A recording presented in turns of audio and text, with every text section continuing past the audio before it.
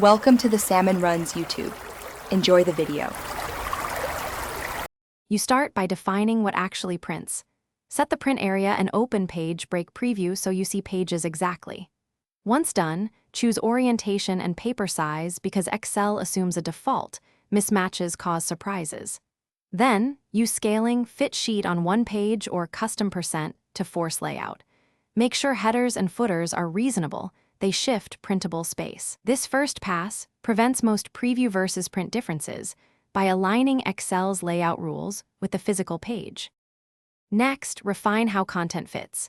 Change width and height in page setup or set an exact scaling percent so columns don't spill to another page.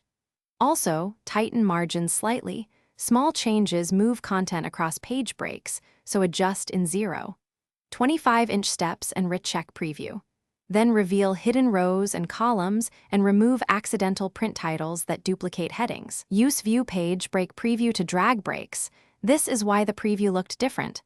Excel broke pages where content overflowed. Finally, always print to PDF as a quick test. If the PDF matches preview, the printer driver or device caused the mismatch.